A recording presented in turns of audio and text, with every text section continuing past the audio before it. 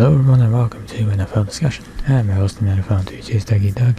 In today's episode I'm going to be discussing Week 15 of the 2022 NFL season.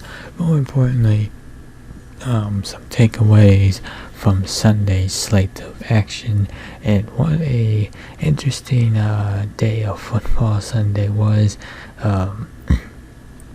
For me, I think the market games I got to watch were the Lions and Jets. That one certainly had an interesting ending. Zach Wilson, he had a pretty solid day, and the Jets defense, which is normally pretty good, they dropped the ball in that game too. So maybe Zach Wilson retains his starting job, maybe.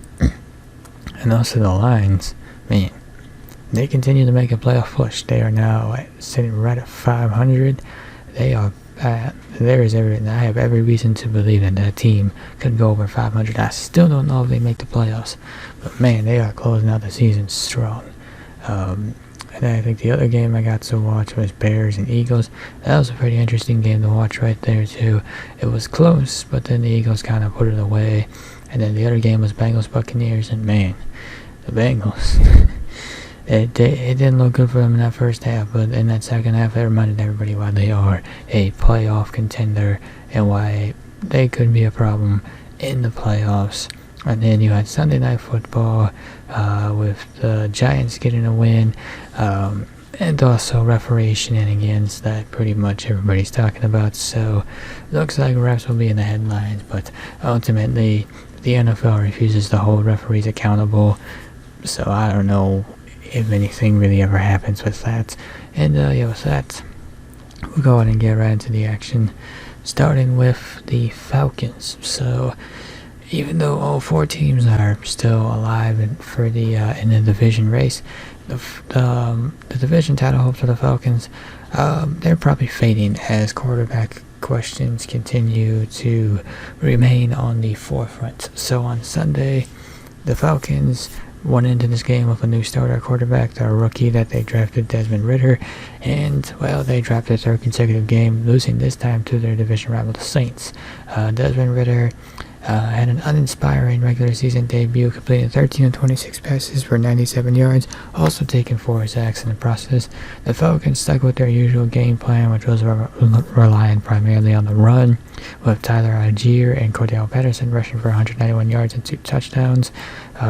At 5-9, Falcons still have a chance to win the NFC South, but that's an uphill climb from the bottom of the division. They've also lost their season series with the Saints, and they've also lost the game to the Buccaneers as well too, who still are atop of the NFC South. So going forward, head coach Arthur Smith should focus on where Ridder fits in the team's future, since Marcus Mariota, he's on injured reserve, his contract's expiring, and he's also clearly not in their future plans after what he put on tape as a starter. So Atlanta picked Ridder in the 3rd round of the 2022 draft, so that doesn't guarantee him really anything going forward in regards to next year. Going into Week 15, the Falcons were slated to pick 8th overall in the 2023 draft. So unless Ridder leads a strong finish with the Falcons, General Manager Terry Fonat will likely look into his draft notes on the incoming quarterback class over the coming months. Even if Ridder shows some flashes, Atlanta might want to consider a top prospect day 1 of the 2023 draft. Maybe, just maybe.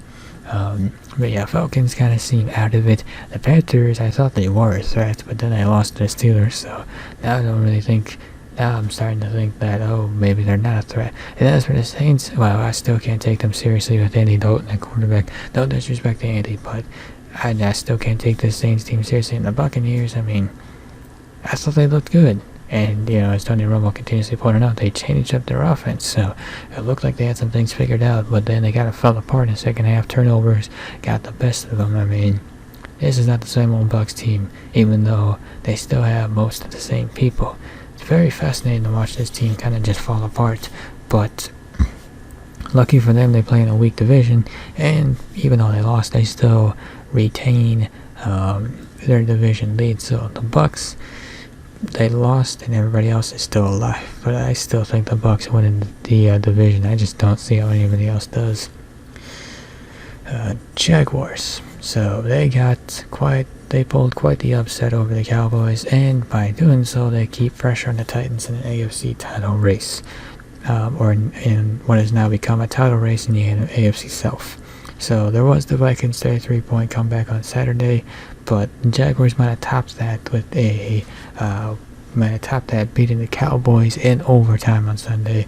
The Cowboys blew a 17-point third-quarter lead after Brett Maher kicked a 53-yard field goal that elevated the score 27-10, advantage Cowboys with 5:21 left in the frame. Thereafter, the Jaguars would go on a 30-7 run. Jaguars quarterback Trevor Lawrence would throw 3 touchdown passes in the second half, and though he did lose a fumble late in the fourth quarter, Jacksonville forced Dallas to go 3 and out, and then drove down the field to kick a game-time field goal at the end of regulation. After a drive that resulted in a punt, Jacksonville won with a walk-off pick 6. So now the Jaguars have won 3 of their last 4 games, and at 6-8, still under 500, but they still have a chance to surpass the Titans, who have now lost 4 consecutive outings. They lost their game on Sunday to the Chargers. They sit at 7-7, so the Jaguars are a game behind them. Yeah, if I did that math correctly, a game behind them. Also, remember that the Jaguars and Titans will play in the season finale, so the Titans, they don't have much cushion in their slight lead over the Jaguars in the division. Also, the Jaguars have the current tiebreaker over the Titans because they have a victory over the Titans. So now that rematch, it's a little more interesting. Maybe, just maybe, it's a title. Wouldn't that be something right there? Looking at the Jaguars schedule the next couple of weeks, they play the Jets on Thursday night. Jets coming off 3 consecutive losses, and the Texans, who are the Texans, they had the league's worst record, but the past couple of weeks they played like a team that didn't have the league's worst record. So go figure. Who knows what's what with the Texans? Yeah, there's no such thing as an easy game. Don't let anybody tell you otherwise. Meanwhile, the Titans, you look at the next couple of weeks, they get the Texans as well, and then the Cowboys on a short week before their Week 18 meeting with the Jaguars. Chiefs. So, congrats to them, 7 straight AFC West titles, but to be honest, kind of an unimpressive way to win a division title. At least with the Vikings, there was some flair to that one right there. But on Sunday, Chiefs clinching their 7th division title, but they needed an overtime period to do it.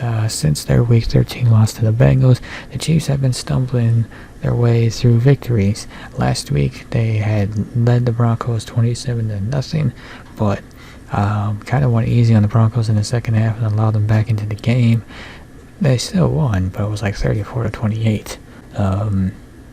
So yeah, so then you look to combine that with this game against the Texans, and while they don't quite look like a Super Bowl contender, yeah, they did beat the Texans, yes, but that was in overtime.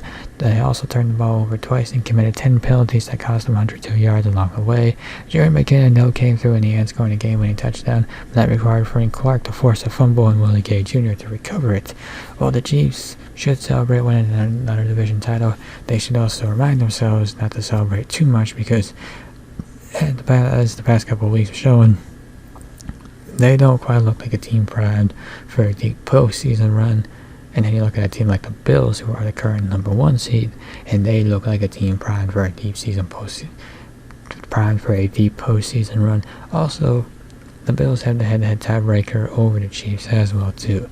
So, fortunately for Kansas City, it has 3 weeks to round itself into playoff shape. They get the Seahawks, who are on a bit of a downward slump at the moment, and then they close it out with a couple of sub 500 division rivals in the Broncos and the Raiders left on the schedule. So, looking at the current playoff picture as it is, Cowboys by virtue of a Giants win. I still don't understand the math, but the Cowboys are in the playoffs, so I guess congrats to Dallas. They got themselves a playoff spot. Bills are in the playoffs, I think as of yesterday, Saturday, they got a playoff spot. So I think pretty much this has been quite a week in the postseason. The Chiefs win their division, the Vikings win their division, the 49ers win their division, Cowboys and Bills get into the postseason, so things are starting to round into shape, but there's still quite a bit to figure out, like the AFC South and the NFC South. Still got to figure out those 2 divisions. Still got to figure out yeah, you gotta figure out the wild cards as well too.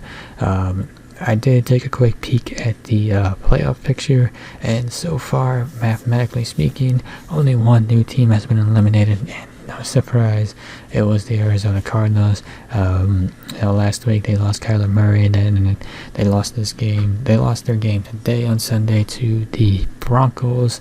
I know Colt McCoy went down with an injury, put in Trace McSorley into the action, so just down bad. The team in Arizona just down bad even more.